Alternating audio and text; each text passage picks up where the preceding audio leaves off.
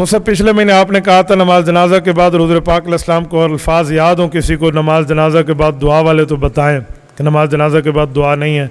तो मुफ्ती साहब नमाज ईदैन के बाद दुआ कहाँ से साबित है? हदीस पाक से साबित है।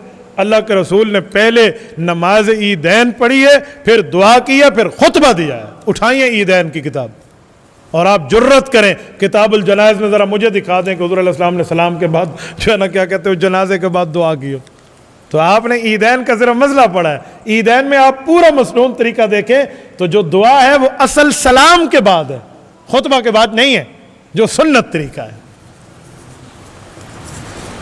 अच्छा एक बात और कहूँ, इस भाई को भी सलाम है, ये एतराज़ लाया है मेरी दलील के मुकाबले में, दलील नहीं लाया।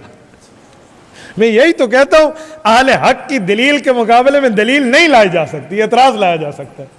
ये भी लाया फलां जगह आपने ऐसे क्यों किया? भाई मैंने तो मांगे थे अल्लाह के रसूल के अल्फाज दिखाएं जो हुजूर ने मांगे हैं, तो आप या तो कह दें कि हमारे पास अल्फाज नहीं है, अखलाकी जुर्रत फरमाएं। अल्फाज है नहीं, आपने एतराज़ कर दिया। ये तो वही हाल है, मैं आपको कहूँ भाई क्या हाल है, खैरियत है, आपने सर पे टोपी रखी है, इसका सबूत क्या है?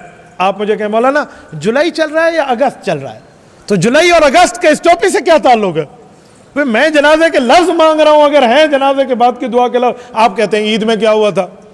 तो सादे ईद का मसला ईद के दिन हल कर लेंगे, लेकिन लफ्ज़ है तो हाँ करें, नहीं है तो ना करें, ये ऊट पटांग दरमियान में न लाए।